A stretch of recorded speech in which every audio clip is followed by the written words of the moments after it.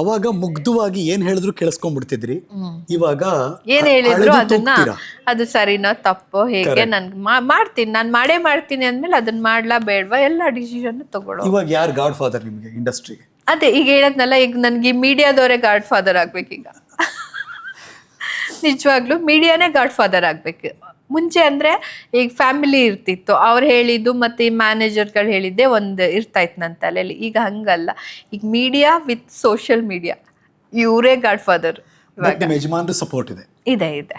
ಅವ್ರೇನು ಅನ್ಲಿಲ್ವಾ, ಬೇಡ ಬಿಡು ಇನ್ನೇನು ನಾವು ದೊಡ್ಡ ಬಿಸ್ನೆಸ್ ಅಲ್ಲಿ ಇದೀವಿ, ಆರಾಮ ಸೆಟ್ಲ್ ಆಗಿದೀವಿ, ವೈ ಅಗೈನ್ ಸ್ಕ್ರೀನ್ ಯಾಕೆ ಹೋಗ್ಬೇಕು? ಇಲ್ಲ ಇಲ್ಲ, ನಾನೇ ಹೇಳಿದ್ದು ಇಷ್ಟು ದಿನ ಹಿಂದೆ ಉಳ್ಕೊಂಡಿದ್ದು ಸಾಕು, ಇವಾಗ ಅಟ್ಲೀಸ್ಟ್ ನಾನು ಮತ್ತೆ ಬರ್ಬೇಕಂತ ಆಸೆ ಇದೆ ನನಗೆ, ಸೊ ಕಮ್ ಬ್ಯಾಕ್ ಮಾಡೋಣ ಅನ್ಕೊಂಡಿದ್ದೀನಿ ಅಂತ ಯುವ ವಿಶ್ ಅಂದ್ರು ಅವರು. ಒಂದು ಓಪನ್ ಆಗಿ ನೀವು ಹೇಳಿದ್ದು, ತುಂಬಾ ಜನ ಹೆಣ್ಮಕ್ಳಿಗೆ ಆ ಥರ ಇದ್ದಾಗ ಬಹುಶಃ ಇದೊಂದು ದೊಡ್ಡ ಸ್ಫೂರ್ತಿ ತುಂಬುತ್ತೆ ಅನ್ಸುತ್ತೆ. ಬಿಕಾಸ್ ಯು ಟೋಲ್ಡ್ ಓಪನ್ಲಿ, ಮಗು ಎಕ್ಸ್ಪೆಕ್ಟ್ ಮಾಡ್ತಿದ್ವಿ, ಅದಾಗಲಿಲ್ಲ, ಅದರಿಂದ ಹೊರಗೆ ಬರಬೇಕು, ಹಾಗಾಗಿ ನಾನು ಬ್ಯುಸಿ ಆಗಬೇಕು, ನಾನು ಮತ್ತೆ ಇಂಡಸ್ಟ್ರಿಗೆ ಬರ್ತಿದ್ದೀನಿ. ಇವಾಗ ತುಂಬ ಹೆಣ್ಮಕ್ಳಿಗೆ ನೀವು ಒಂದು ಮಾದರಿ ಆಗ್ತೀರಾ. ಅಂದರೆ ಆ ಥರ ಎಲ್ಲ ಯೋಚನೆ ಮಾಡೋರಿಗೆ ನಿಜ ಸರ್. ಬಿಕಾಸ್ ಎಲ್ಲ ನಮ್ಮ ಕೈಯಲ್ಲಿರಲ್ಲ. ದೇವರು ಯಾವ್ಯಾವ ಟೈಮ್ಗೆ ಏನೇನು ಮಾಡ್ಬೇಕಂತ ಆಲ್ರೆಡಿ ಡಿಸೈಡ್ ಮಾಡಿಬಿಟ್ಟಿರ್ತಾನೆ. ಸೊ ನಾವು ಅದ್ರೊಳಗೆ ಒದ್ದಾಡ್ತಾ ಇರ್ತೀವಿ. ಬಟ್ ಅದೇ ಬುದ್ಧಿ ನಮಗೂ ಕೊಟ್ಟಿರ್ತಾನೆ, ಇದರಲ್ಲೇ ಕುತ್ಕೊಂಡಿದ್ರೆ ನೀನು ಏನೂ ಮಾಡೋಕ್ಕಾಗಲ್ಲ, ಇದರಿಂದ ಹೊರಗೆ ಬಾ, ಅವಾಗಾದರೂ ಏನೋ ಒಂದು ಇನ್ನೊಂದು ಸಿಗ್ಬೋದು. ಇಲ್ಲಿ ಸಿಗದೆ ಇರೋ ಖುಷಿ ಇನ್ನೊಂದ್ರಲ್ಲಿ ಎಲ್ಲೋ ಸಿಗ್ಬೋದು. ಸೊ ಅನ್ನೋದಿರತ್ತೆ, ಅದನ್ನು ನಾವು ತಗೋಬೇಕಾದ ಅಷ್ಟೇ. ನಾನು 6 ವರ್ಷ ತೊಗೊಂಡು ಕುತ್ಕೊಂಡೆ ಫ್ಯಾಮಿಲಿ ಅಂದ್ಕೊಂಡು. ಹೀಗಾಯಿತು, ಅದ್ರ ಟೈಮ್ ಮುಗ್ದೋಯ್ತು. ಇನ್ನು ನೆಕ್ಸ್ಟ್ ಬೇರೆ ಏನೋ ಇದೆ, ಅದಕ್ಕೆ ಪ್ರಯತ್ನ ಪಡೋಣ.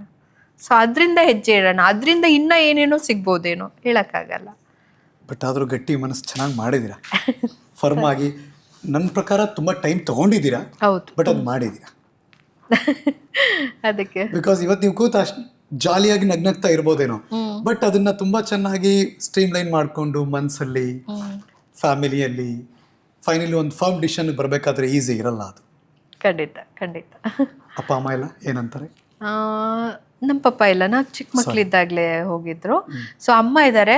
ನಿಜ, ಈ ಯಾವ ಅಮ್ಮ ಹೇಳಿದ್ರಲ್ಲ ಅವಾಗ, ಅದೇ ಅಮ್ಮ ಇವಾಗ ತುಂಬಾ ಖುಷಿ ಪಡ್ತಿದ್ದಾರೆ. ಏನಂತ? ಆ್ಯಕ್ಟ್ ಮಾಡು, ಆ್ಯಕ್ಟ್ ಮಾಡು, ಏನಾದರೂ ಒಂದು ಮಾಡು, ಏನು ಕೂತಿದೀಯ ಮನೇಲಿ.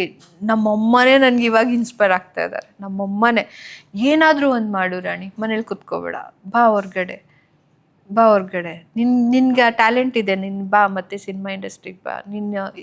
ನಮ್ಮಮ್ಮನೇ ಈಗ ಆ್ಯಕ್ಚುಲಿ ಒಂದು 90% ನಮ್ಮಮ್ಮನೇ ಇನ್ಸ್ಪೈರ್ ನನಗೆ ಈಗ ಮತ್ತೆ ಕಮ್ ಬ್ಯಾಕ್ ಮಾಡಬೇಕಾದ್ರೆ. ಏನು ರಾಣಿ ಅಂತ ಕರೀತಾರ? ರಾಣಿ ಅಂತಾರೆ ಪೆಟ್ ನೇಮ್. ಎಷ್ಟು ಹೆಸರಿದೆ ಆ ಥರ ಹೆಸರು ನಿಮಗೆ? ಇಲ್ಲ, ಎಲ್ಲರೂ ರಾಣಿನೇ ಕರೆಯೋದು. ಯಾಕೆ? ರಾಣಿನೇ ಸಾಕಲ್ವಾ, ರಾಣಿಗಿಂತ ಇನ್ನೇನು ಬೇಕು? ಅಲ್ಲ, ರಂಜಿತಾ ಒಟ್ಟೋಯ್ತು, ರಾಣಿ ಬಂತಲ್ಲ. ರಂಜಿತಾ ಸ್ಕ್ರೀನ್ ನೇಮ ಒರಿಜಿನಲ್ ನೇಮ? ಸ್ಕ್ರೀನ್ ಒರಿಜಿನಲ್ ಎರಡು ಇತ್ತು. ಸ್ಕ್ರೀನ್ ಸ್ಟಾರ್ಟಿಂಗ್ ಇಂದನೂ ರಂಜಿತಾ ನಂದು, ಚೇಂಜ್ ಮಾಡಿಲ್ಲ. ರಾಣಿ ನಿಮ್ family family name, nick name ಇರುತ್ತಲ್ಲ, ಪೆಟ್ ನೇಮ್, ಆ ತರ ಹಂಗೆ ಎಲ್ಲರೂ ರಾಣಿ ಅಂತಾನೆ. ಬಟ್ ಇದೊಂದು ಕ್ವಶನ್ ಇದೆ ಇಂಡಸ್ಟ್ರಿಯಲ್ಲಿ, ನೀವು ವಾಪಸ್ ಬಂದ್ಮೇಲೆ ಮತ್ತೆ ರಂಜಿತಾ ಅಮ್ಮನ್ ಸೆರೆ ಹಿಡ್ಕೊಂಡೇ ಓಡಾಡ್ತಾರ? ಇಲ್ಲಪ್ಪ, ನಮ್ಮಮ್ಮನ ಖುಷಿ ಪಡಿಸೋ ಟೈಮ್ ಇವಾಗ. ನಾನು ಸ್ಕ್ರೀನ್ ಮೇಲೆ ಬಂದರೆ ಅವ್ರು ಖುಷಿ ಆಗ್ತಾರೆ. ಸೊ ಅವ್ರನ್ನ ಖುಷಿ ಪಡಿಸೋ ಟೈಮ್ ಅಂತ ಅನ್ಕೊಂತೀನಿ. ಏನು ಸಕ್ಸಸ್ ಡೆಫಿನೇಷನ್ ನಿಮ್ಮ ಪ್ರಕಾರ? ಸಕ್ಸಸ್ ಅನ್ನೋದು ದುಡ್ಡಿದ್ರೆ, ನೇಮ್ ಇದ್ರೆ, ಫೇಮ್ ಇದ್ರೆ ಎಲ್ಲ ಬರೋದಲ್ಲ ಸರ್. ನನ್ನ ಪ್ರಕಾರ ನಾನಿರೋ ಜಾಗದಲ್ಲಿ, ನನ್ನ ಸುತ್ತ ಇರೋ ಜನಗ ಮುಖದಲ್ಲಿ ನಗು ತರಿಸಿ ನಾನು ಖುಷಿಯಾಗಿರ್ತೀನಲ್ಲ, ಅದು ನನ್ನ ಪ್ರಕಾರ ಸಕ್ಸಸ್ ಅಂದರೆ. ಒಬ್ಬ ಕಲಾವಿದರಿಗೆ, ಕಲೆಯನ್ನೇ ತೊಡಗಿಸ್ಕೊಂಡ್ರು ಮತ್ತು ಆಸೆ ಪಟ್ಟಿರೋರಿಗೆ ಒಂದು ಸಾರ್ಥಕತೆ ಯಾವಾಗ ಸಿಗುತ್ತೆ?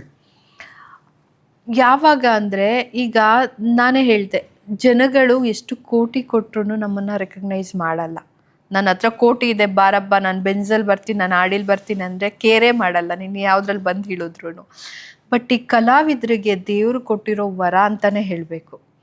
ಆ ಮುಖಕ್ಕೆ ಮೇಕಪ್ ಬಣ್ಣನ ಹಚ್ಕೊಂಡು ಆ ಸ್ಕ್ರೀನ್ ಮೇಲೆ ಬರ್ತೀವಲ್ಲ, ಸ್ಮಾಲು ಬಿಗ್ಗು ಸೆಕೆಂಡ್ರಿ, ಬರ್ತೀವಲ್ಲ, ಆ ರೂಪನ, ಆ ಪಾತ್ರನ ನೋಡಿ ಇಷ್ಟಪಡ್ತಾರಲ್ಲ, ಅದು ಸಾಧನೆ ಅಂದರೆ. ನಿಜ ಸಾಧನೆ ಅಂದರೆ ಅದು. ಈಗ ಎಷ್ಟೊಂದು ಜನ ಆರ್ಟಿಸ್ಟಾ ಇವರೇನು ಅಂತಾರೆ, ಬಟ್ ಎಲ್ಲರಿಗೂ ಇದು ಸಿಗಲ್ಲ. ಆಮೇಲೆ ಎಷ್ಟೊಂದು ಜನ ಆರ್ಟಿಸ್ಟ್ಗಳು ಆ ಲೆವೆಲ್ಗೆ ಹೋಗೋಕ್ಕಾಗಲ್ಲ. ಎಷ್ಟೋ ಕೆಲವು ಜನಕ್ಕೆ 100 ಜನದಲ್ಲಿ ಒಂದು 20 ಜನ ಮೇಲ್ ಬರ್ಬೋದು, 80 ಜನ ಕೆಳಗಿರ್ಬೋದು. ಬಟ್ ಒಂದು ಚಾನ್ಸ್ ಅಂತ ಸಿಗತ್ತಲ್ಲ ಬಣ್ಣದ ಲೋಕದಲ್ಲಿ, ಅದನ್ನು ಉಳಿಸ್ಕೋಬೇಕು. ನಾನೇ ಹೇಳದ್ನಲ್ಲ, ನಾನು ದಡ್ಡಿ ಅಂತ. ನನಗೆ ದೇವ್ರು ಕೊಟ್ಟಿದ್ದು, ಆ ಸರಸ್ವತಿ ನನಗೆ ಕೊಟ್ಟಿದ್ಲು. ನಾನು ದಡ್ತನೋ ಇನ್ನೊಂದು ಸೆಕೆಂಡ್ರಿ, ಬಟ್ ನಾನು ಬ್ರೇಕ್ ಮಾಡ್ಕೊಂಡಿದ್ದೆ.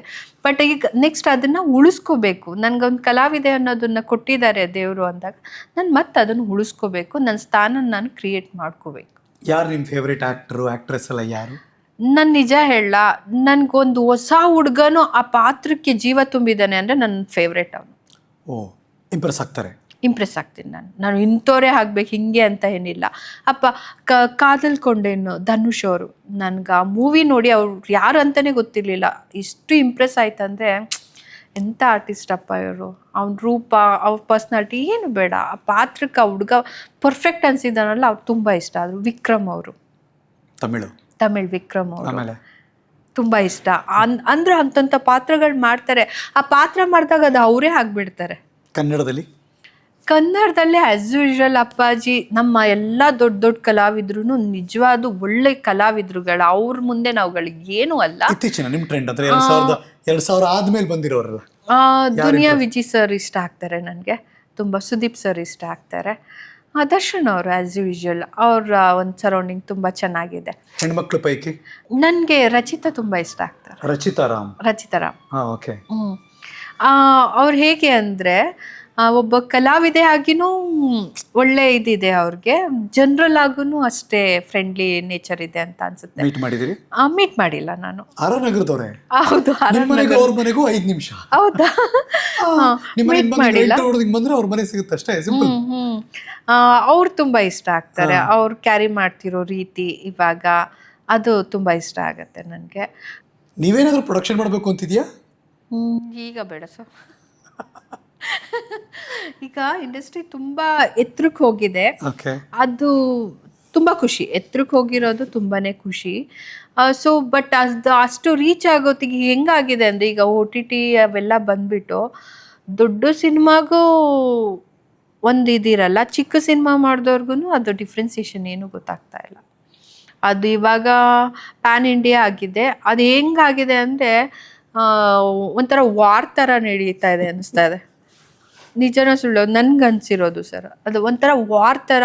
ಇವಾಗ ಯುದ್ಧದಲ್ಲಿ ಯಾರು ಗೆಲ್ತಾನೋ, ಯಾವ ಲ್ಯಾಂಗ್ವೇಜಾರ ಆಗಲಿ, ಯಾರು ಯುದ್ಧದಲ್ಲಿ ಗೆಲ್ತಾನೋ ಅವನೇ ಹೀರೋ. ಕನ್ನಡ ಇಂಡಸ್ಟ್ರಿನೋ, ತೆಲುಗು ಇಂಡಸ್ಟ್ರಿನೋ, ತಮಿಳೋ, ಹಿಂದಿನೋ ಏನೂ ಇಲ್ಲ, ಯಾರು ಗೆಲ್ತಾರೆ ಅವರೇ ಹೀರೋ. ಈ ನೆಕ್ಸ್ಟ್ ಸೀಸನ್ ಬಿಗ್ ಬಾಸ್ ಕರೆದ್ರು ಹೋಗ್ತೀರಾ? ಹೋಗ್ತೀನಿ. ಏನಕ್ಕೆ ಹೋಗ್ತೀನಿ ಅಂದರೆ, ನನಗೆ ಒಂದೊಂದ್ಸಲ ಅನಿಸೋದು, ಹೊರ್ಗಡೆ ಇದ್ದಾಗ ಏನು ಬೇಕಾದ್ರೂ ಮಾತಾಡ್ಬಿಡ್ತೀವಿ, ಹೆಂಗೆ ಬೇಕಾದ್ರೂ ಫೇಸ್ ಮಾಡ್ತೀವಿ. ಬಟ್ ಆ 3 months ಆ ಮನೆ ಒಳಗಿರ್ತೀವಲ್ಲ, ನಮ್ಮ ಇಡೀ ಕ್ಯಾರೆಕ್ಟರ್ನೇ ತೋರಿಸ್ಬಿಡುತ್ತೆ ಅದು. ನಾನು ನಿಜ ಒಳ್ಳೆಯವಳ ಕೆಟ್ಟೋಳ. ಈಗ ನಾನು ಹೇಳ್ಬೋದು, ಸರ್ ನಾನು ತುಂಬ ಒಳ್ಳೆಯವಳು ಸರ್, ನಾನು ಎಷ್ಟು ಒಳ್ಳೆಯವಳು ಅಂತ ನಿಮಗೆ ಗೊತ್ತಿಲ್ಲ, ನಾನು ಎಲ್ಲನೂ ಫೇಸ್ ಮಾಡ್ತೀನಿ, ನಾನು ನೀರಿದ್ದಾಗೆ ಎಲ್ಲದಕ್ಕೂ ಹೊಂದ್ಕೋತೀನಿ ಅಂತ. ಬಟ್ ನಾನು ನಿಜವಾಗ್ಲೂ ಹೊಂದ್ಕೊತೀನ, ನನ್ನ ಅದು ಡಿಸೈಡ್ ಮಾಡುತ್ತೆ. ಸೊ ಅದು ನಮಗೆ ಕೆಲವೊಂದು ತಪ್ಪನ್ನ ತಿದ್ಕೊಳ್ಳೋಕ್ಕೂ ಚಾನ್ಸ್ ಕೊಡುತ್ತೆ ಅಂತ ನಾನು ಅನ್ಕೊಳ್ಳೋದು. ಬದುಕಲ್ಲಿ ನಾನು ಇರೋ ಅಷ್ಟು ದಿನನೂ ನನ್ನಿಂದ ಒಂದು 4 ಜನಕ್ಕೆ ಹೆಲ್ಪ್ ಮಾಡಬೇಕು. ನಾನು ಪೆಟ್ ಲವರ್ಸು, ತುಂಬಾ ಪೆಟ್ ಲವರ್ ನಾನು. ಸೊ ಒಂದು 10 ನಾಯಿಗಳಿಗೆ ಊಟ ಹಾಕ್ತೀನಿ ನಾನು ಈಗಲೂ. 10 ನಾಯಿಗಳಿಗೆ, ರೋಡ್ ಸ್ಟ್ರೀಟ್ ಡಾಗ್ಸ್ಗೆ ಅವ್ರಿಗೆ ಮೆಡಿಸನ್ಸ್ ಏನಾದ್ರು ಬೇಕಂದರೆ, ಇದು ಬೇಕಂದರೆ ಎಲ್ಲ ನಾನು ಕೇರ್ ಮಾಡ್ತೀನಿ. ಸೊ ನಂಗೆ ತುಂಬ ಇಷ್ಟ, ಪೆಟ್ಸ್ ಅಂದರೆ ತುಂಬ ಇಷ್ಟ. ನಾನು ಅದಕ್ಕೆ ಏನಾದರೂ ಒಂದು ನನ್ನ ಕೈಲಿ ಮಾಡೋಕ್ಕಾದರೆ ನಾನು ಮಾಡಬೇಕು ಅನ್ನೋದು ನನಗೆ ತುಂಬ ಇಷ್ಟ ಇದೆ. ನಾನು ಇರೋ ಅಷ್ಟು ದಿನನೂ ನನ್ನ ಕೈಲಿ ಎಷ್ಟು ಜನಕ್ಕೆ ಒಳ್ಳೇದು ಮಾಡೋಕ್ಕಾಗತ್ತೋ ಅದನ್ನು ಮಾಡಬೇಕು ಸರ್, ಅಷ್ಟೇ. ನಾನಂತೂ ಏನೂ ಹೊತ್ಕೊಂಡು ಹೋಗಲ್ಲ, ಏನೂ ಇದು ಮಾಡ್ಕೊಂಡು ಹೋಗಲ್ಲ. ಸೊ ನನ್ನ ಕೈಲಾದಷ್ಟು 4 ಜನಕ್ಕೆ ಒಳ್ಳೇದು ಮಾಡಿ, ಒಂದು 10 ಅಲ್ಲ, ಒಂದು 100 ನಾಯಿನಾದರೂ ಚೆನ್ನಾಗಿ ನೋಡ್ಕೋಬೇಕನ್ನೋ ಆಸೆ ಇದೆ ನನಗೆ. ಅದು ತುಂಬ ಇಷ್ಟ. ಯಾಕಂದರೆ ಆ ಮೂಕ ಪ್ರಾಣಿಗಳು ಅವು ಏನು ಹೇಳ್ಕೊಳಕ್ಕಾಗಲ್ಲ, ಅವೇನು ಹೇಳೋದು ಇಲ್ಲ. ಅವು ಕಣ್ಣಲ್ಲೇ ಎಲ್ಲ ಎಕ್ಸ್ಪ್ರೆಸ್ ಮಾಡ್ತವೆ, ಅವು ಕಣ್ಣಲ್ಲೇ ಎಕ್ಸ್ಪ್ರೆಸ್ ಮಾಡೋದು. ಅವರು ಅಗ್ರೆಷನ್ ಆಗ್ತಾರೆ. ಏನಕ್ಕೆ ಅಗ್ರೆಷನ್ ಆಗ್ತಾರೆ? ನಾನು ನೋಡಿರೋ ಮಟ್ಟಕ್ಕೆ. ತಿನ್ನಕ್ಕಿಲ್ಲ ನಿನಗೆ, ಏನೋ ತಿನ್ನಕ್ಕಿಲ್ಲ, ಇಲ್ಲಿಂದ ಇನ್ನೊಂದು ಜಾಗ ಕುಡಿಕೊಂಡು ಹೋಗತ್ತೆ, ಅಲ್ಲೂ ಸಿಕ್ಕಿಲ್ಲ, ಅದ್ಯಾವುದೋ ಇನ್ನೊಂದು ರೋಡ್ ನಾಯಿ, ಅದು ನಂದು ಏರಿಯಾ, ನೀನು ಇಲ್ಲಿ ಬಿಡಬೇಡ ಅಂತ ಅದನ್ನ ಜಗಳ ಮಾಡತ್ತೆ, ಅದಿನ್ನೆಲ್ಲೋ ಬರುತ್ತೆ. ಅದು ಊಟ ಇಲ್ಲ ಅಂದಾಗ ಫ್ರಸ್ಟ್ರೇಷನ್ ಸ್ಟಾರ್ಟ್ ಆಗತ್ತೆ ಅದ್ರದ್ದೇ ಅದು ಸೊ ಮೈಂಡಲ್ಲಿ ಪ್ರತಿದಿನ ನಿಮ್ಮ ಮನೆ ಹತ್ರ ನಾಯಿಗಳಿಗೆ ಊಟ ಹಾಕ್ತೀನಿ. ಬರುತ್ತೆ ಸರ್, ಖಂಡಿತ. ನಾನು 10ರಿಂದ 12, ಅದರಲ್ಲಿ ಲಾಸ್ಟ್ ಒಂದು ಸತ್ತೋಯ್ತು, ಗುಂಡ ಅಂತ. ನಾನು ಅದು ರೆಸ್ಕ್ಯೂ ಸೆಂಟರ್, ಪ್ರತಿಯೊಂದಕ್ಕೂ ಹೆಸರಿಟ್ಕೊಂಡಿದ್ದೀರಾ ನೀವು? ಹೌದು. ಗುಂಡ ಕಿಡ್ನಿ ಕ್ಯಾನ್ಸರ್ ಆಗಿತ್ತಂತೆ, ಅದಕ್ಕೆ ಕಿಡ್ನಿ ಫೇಲ್ಯೂರ್ ಆಗಿತ್ತು, ಸಾರಿ ಕ್ಯಾನ್ಸರ್ ಅಲ್ಲ, ಕಿಡ್ನಿ ಫೇಲ್ಯೂರ್ ಆಗಿತ್ತಂತೆ. ಸೊ ಒಂದು 10 days ಮನೆ ಹತ್ರ ಊಟ ಬಿಟ್ಕೊಂಡೇ ಇತ್ತು. ನಾನು ಹಂಗೂ ರೆಸ್ಕ್ಯೂ ಸೆಂಟರ್ ಅವ್ರಿಗೆ ಕಾಲ್ ಮಾಡಿ, ಫಸ್ಟ್ ನನ್ನ ಮನೇಲಿ ಸ್ಯಾಂಡಿ ಅಂತ ಇದ್ದಾಳೆ ನನ್ನ ಪೆಟ್ಟು, ಆ ಡಾಕ್ಟ್ರಿಗೆ ಕಾಲ್ ಮಾಡಿದ್ದಕ್ಕೆ ಮೋಸ್ಟ್ಲಿ ಕಿಡ್ನಿ ಹೋಗಿರುತ್ತಮ್ಮ, ಏನೂ ಮಾಡೋಕ್ಕಾಗಲ್ಲ ನಾವು ಅಂತ ಅಂದರು. ರೆಸ್ಕ್ಯೂ ಸೆಂಟರ್ಗೆ ಕಾಲ್ ಮಾಡಿದೆ, ಅವ್ರು ಬಂದು ತೊಗೊಂಡು ಹೋದರು, ಬಟ್ ಅದು ಅಲ್ಲದೆ ತೀರೋಯ್ತು. ಬಹಳ ಅಪರೂಪದ ಹೆಣ್ಮಗಳು ನೀವು, ಮನಸ್ಥಿತಿಲಿರೋರು. ಬಿಕಾಸ್ ಈ ಥರದ್ದೆಲ್ಲದ್ರ ನಡುವೆ ಇದೊಂದೆಲ್ಲ ಒಂದಷ್ಟು ಕೆಲಸಗಳು ಮಾಡ್ತಿದ್ದೀರಿ ಅಂದಾಗ ನಂಗೆ ತುಂಬ ಇಷ್ಟ ಅದು, ತುಂಬ. ನೀವು ಪ್ರಶಂಸನೆಗೆ ಅರ್ಹರು ಅಂತ. ಐ ಡೋಂಟ್ ನೋ, ಬಟ್ ನನಗೆ ಅದು ನಾಯಿ ಅಂತ ಅಲ್ಲ, ಯಾವುದೇ ಜೀವಿಗಳಿಗಾದ್ರೂ ನನಗೆ ಈಗ ಇತ್ತೀಚೆಗೆ ಬೇಜಾರಾಗೋದೇನು ಗೊತ್ತಾ, ಆ ನಾಯಿಗಳ್ಗೆ ಹಂಗೆ ಮಾಡ್ಬೇಕು ಹಿಂಗೆ ಮಾಡ್ಬೇಕು ಅಂತಾರಲ್ಲ. ದೇವರು ಸಿಂಹ, ಹುಲಿ ಎಲ್ಲನೂ ಕಾಡಿಗೆ ಬಿಟ್ಮೇಲೆ ನಾಯಿನೂ ಕಾಡಿಗೆ ಬಿಡಬೇಕಿತ್ತಲ್ವ ಸರ್? ನಾಯಿನ ಮಾತ್ರ ಯಾಕೆ ಮನುಷ್ಯರಿರೋ ಜಾಗದಲ್ಲಿ ಬಿಟ್ಟಿದ್ದಾನೆ? ಅದೊಂದನ್ನೇ ಯಾಕೆ ಮನುಷ್ಯರಿರೋ ಜಾಗ, ಹಸು ನಾಯಿ? ಬಿಕಾಸ್ ಅವ್ರು ಮನುಷ್ಯರಿಗೆ ಹೊಂದ್ಕೊತಾರೆ, ಇವ್ರ ಜೊತೆಗೆ ಇರೋಕೆ ಇದು ಲಾಯಕ್, ಅದು ಸತ್ಯ ಅನ್ನೋದಕ್ಕೆ ತಾನೇ ದೇವ್ರು ಅಲ್ಲಿ ಸೃಷ್ಟಿ ಮಾಡಿರ್ತಾನೆ. ನಾನು ತಿನ್ನೋದ್ರಲ್ಲಿ ಒಂದು ತುತ್ತು ಕೊಟ್ರೆ ಅದು ಮನೆ ಮುಂದೆನೇ ಇರತ್ತೆ. ಒಳ್ಳೆ ಮನಸ್ಸಿರೋರು ನೀವು. ಒಳ್ಳೇದಾಗ್ಲಿ ನಿಮಗೆ. Thank you. And after long time ಇವತ್ತು ಜನರ ಮುಂದೆ ಕಾಣಿಸ್ಕೋತಿದ್ದೀರಿ. ಒಂದು ಇಂಟರ್ವ್ಯೂ, ಬಹುಶಃ ನನಗೆ ಗೊತ್ತಿರೋ ಹಾಗೆ ನಿಮ್ಮ ಬದುಕಿನ ಮೊದಲ ಇಂಟರ್ವ್ಯೂ ಅಂತ ಅನ್ಕೋತಾ ಇದ್ದೀನಿ ನಾನು. ಖಂಡಿತ. ಅವಾಗ ಇಂಟರ್ವ್ಯೂ ಕೊಟ್ಟಿದ್ದಂಗೆ ನೆನಪಿಲ್ಲಮ್ಮ. ಇಲ್ಲ, ನಾನೇ ಹೇಳ್ತಾ ಇದ್ದೀನಲ್ಲ, ನಾನು ಎಷ್ಟೋ ಇಂಟರ್ವ್ಯೂಗಳು ಕೊಟ್ಟೇ ಇಲ್ಲ ನಾನು. ಏನಂದ್ರೆ ಫಂಕ್ಷನ್ಸ್ ಇದ್ರೆ ಕರಿಯೋರು, ಚಾನಲ್ಸ್ ಅವ್ರದ್ದು ಪ್ರೋಗ್ರಾಮ್, ಡ್ಯಾನ್ಸ್ ಪ್ರೋಗ್ರಾಮ್ ಇದ್ರೆ, ಜಡ್ಜ್ ಆದ್ರೆ, ಏನಾದ್ರು ಡ್ಯಾನ್ಸಿಂಗ್ ಇದ್ರಲ್ಲಿ ಜಡ್ಜ್ ಆದ್ರೆ ಅದಕ್ಕೆ ಕರಿಯೋರು, ಹೋಗೋದು. ನಂದೇ ಪರ್ಸ್ನಾಲಿಟಿ, ನಂದೇನು ಪರ್ಸ್ನಾಲಿಟಿ, ನನ್ನ ಮನ್ಸಲ್ಲಿ ಏನಿದೆ, ನಾನು ಏನು ಅಂತ ತೋರಿಸ್ಕೊಂಡು ನಿಜ ಇಲ್ಲ.